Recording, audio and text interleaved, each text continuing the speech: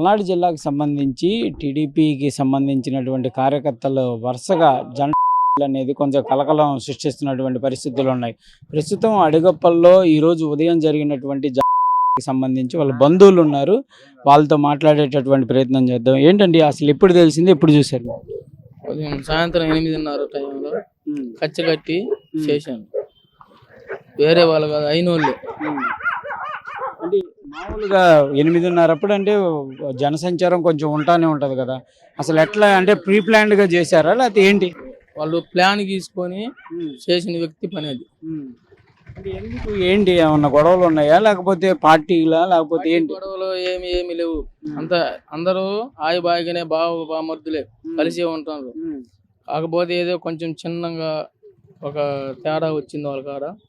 వచ్చి జరిగిన విషయం అది కడుపులో కచ్చబెట్టుకొని వాళ్ళతో సమాసం చేసి 1 నెల 2 నెలల పాటు ఇక్కడనే చేశారు, అక్కడనే చేశారు. 2 నెలల నుంచి ప్లాన్గా ఉన్నారు.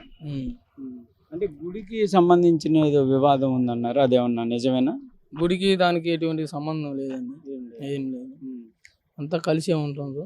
కాకపోతే వాళ్ళు మంగళవాళ్ళ కాడ కొంచెం తేడా వచ్చి మా వాడు అరిసిండు. ఏంటి అందరూ మీరు ఒకసారి ఉండేవాళ్ళు ఎందుకు అరుచుకోవటం అని దాని విధానంలో వాళ్ళ మామ తాగేసి మా ఊరిని నువ్వు కూసే కోతలు తిక్కల కోతలు కూసినావు అని అన్నందుకు వాళ్ళ ఆడలు వచ్చి మా ఊరు చొక్కా పెట్టుకొని గుంజింది. మా ఊరు పాపం వచ్చి కొట్టిండు. ఆ కచ్చ కడుపులో పెట్టుకున్నారు. జరిగిన వాస్తవం అది. అంటే గతంలో బాగానే ఉండే వాళ్ళందరూ ఈ వివాదానికి ముందు అందరం బాగానే ఉన్నాం, కలిసి మెలిసి ఉన్న వాళ్ళం అంతా.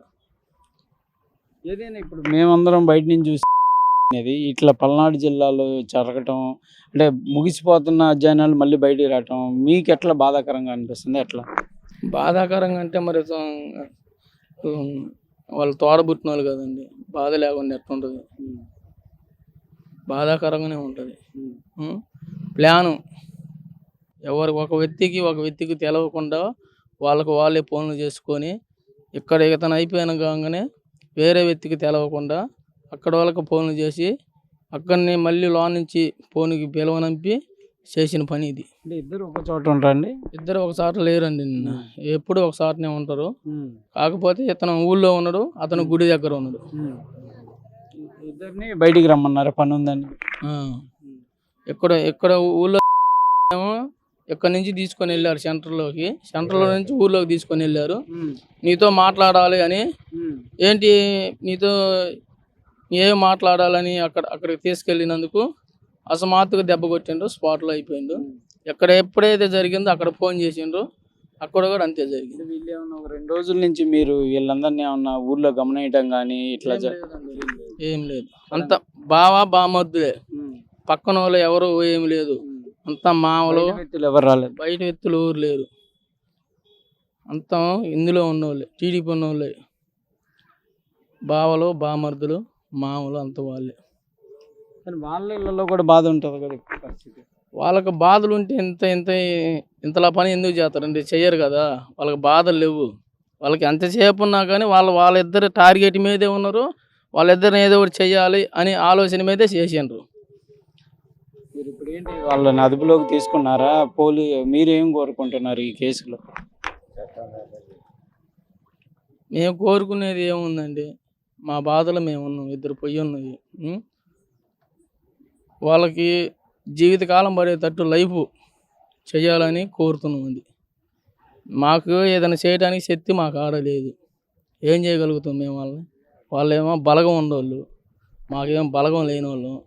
బలగం ఉండేవాళ్ళు కాబట్టేగా వాళ్ళు అధికారంలో ఉన్నారనేగా, మేము అధికారంలో ఉన్న వాళ్ళమేగా, మా పిల్లల్ని వేసుకొనేగా తిప్పుకుంది. వాళ్ళు కూడా తిప్పుకొని కూడా మమ్మల్ని గతి చేసిండ్రు.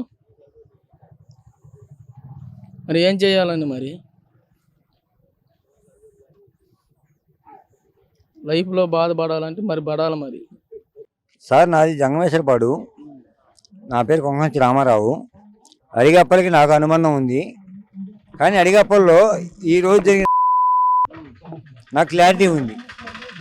యాగంటి నరేషు కొనవించాలి పిల్లగాడు ఒకడు, మా ఇంటి పార్టీ వాడే ఒకడు, ఏగినట్టు రామే మనవాడు, ఇంకోడు పూర్ణ, ఏది నగేష్ వాళ్ళ తోడల్డు, వీళ్ళందరూ ఉన్నారు. మా తమ్ముళ్ళు 2024 ఎలక్షన్లో బయటికి పోవడానికి ఎవడు కూడా భయపడ్డారు. ఎస్సీ కాలనీలో ఆ బూత్లో కూడా మా తమ్ముడు హనుమంతు పోయాడు.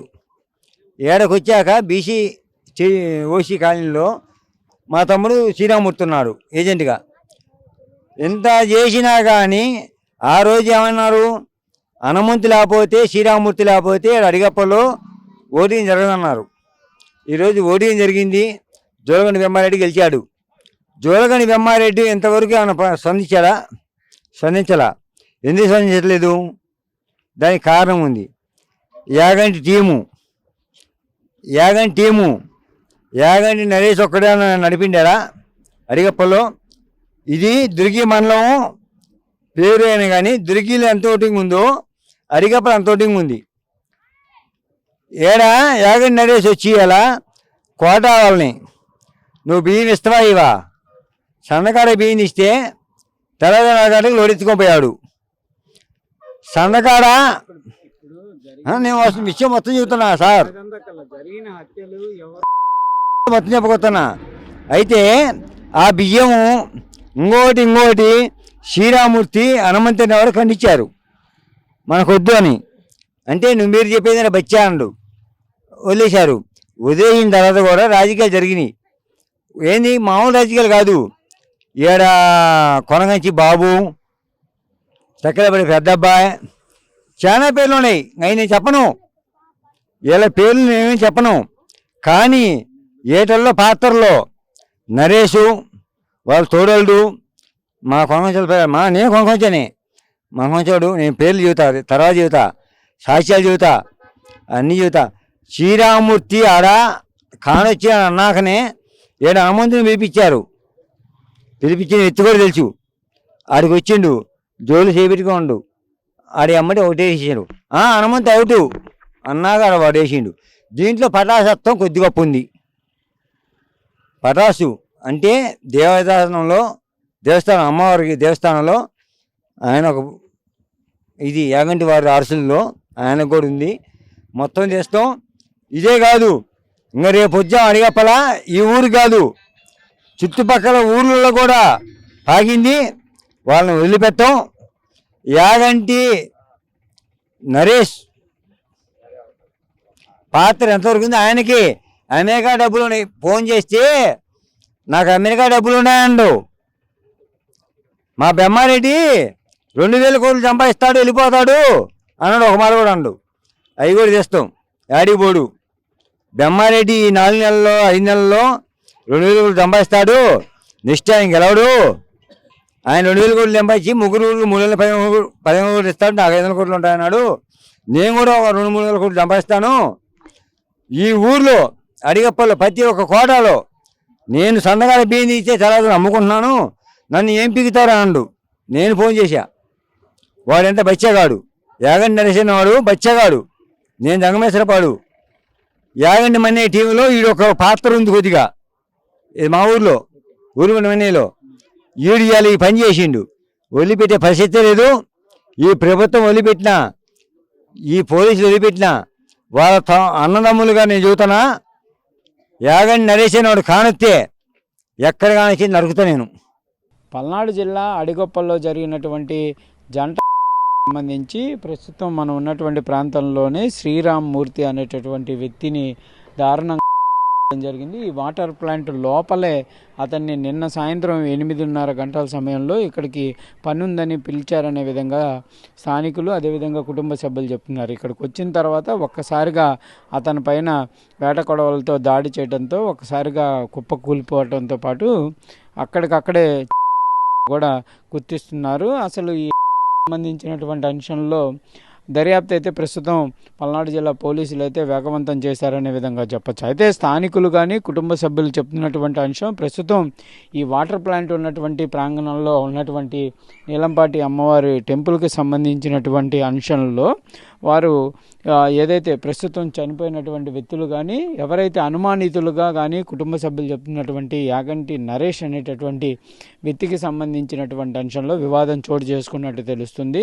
ఈ తలనీలాల కేంద్రంలో ఉన్నటువంటి కాంట్రాక్టుకి సంబంధించిన దాంట్లో కొంతమంది వ్యక్తుల్ని వీళ్ళు తొలగించడం వల్ల ఆ వివాదం కూడా జరిగినట్లు తెలుస్తుంది. వీరి వర్గానికి అంటే ఆ నరేష్కి సంబంధించినటువంటి వర్గానికి సంబంధించిన వాళ్ళని తొలగించి ఈ శ్రీరామ్మూర్తి, హనుమంత్ అనేటటువంటి వ్యక్తులు ఎవరైతే చనిపోయినటువంటి వ్యక్తులు వీరికి సంబంధించిన వాళ్ళని పెట్టడం, వారికి సంబంధించిన వారు తొలగించడంతోనే ఇద్దరి మధ్య మనస్పర్ధలు రావటం, ఒక్కొక్కళ్ళు కూడా గుడిలోకి సంబంధించి వివాదం అంటే గొడవ కూడా పడ్డట్టు కూడా తెలుస్తుంది. ఆ గొడవ ఈ చోటు చేసుకుంటున్నట్టు తెలుస్తుంది. ఏదైనప్పటికీ కూడా పాత గొడవలు కానీ పాత కక్షలు కానీ అలాంటివి గతంలో అందరూ కలిసికట్టుగా పనిచేశారనే విధంగా కుటుంబ సభ్యులు చెప్తున్నారు.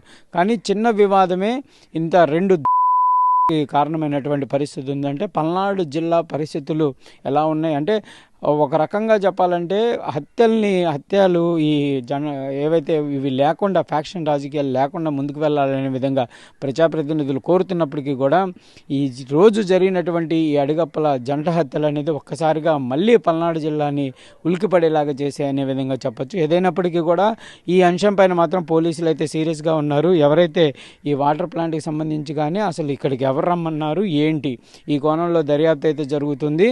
కొంతమంది అయితే ఈ తర్వాత ఈ రోజు ఉదయం సమయంలో వెళ్ళి ఆ పోలీస్ స్టేషన్లో కూడా లొంగిపోయినట్టు తెలుస్తుంది. ఎవరు లొంగిపోయారు, ఎంతమంది ఈ హత్యల్లో ఉన్నారు అనేది కూడా తెలియాల్సినటువంటి పరిస్థితి ఉంది. ఏదైనప్పటికీ కూడా కుటుంబ సభ్యులు కూడా ఒక అంశం చెప్తున్నారు, చేసింది బయట వ్యక్తులు ఎవరో కాదు, మా వాళ్ళే జరిగింది, మా వాళ్ళే అనే విధంగా కూడా ఈ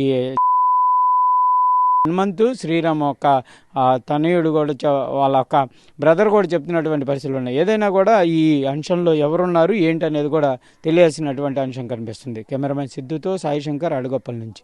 local to global news at your finger tips. మీ చేతిలో ఒక ఆయుధం. Download Raw TV app. Media legend Ravi Prakash is back.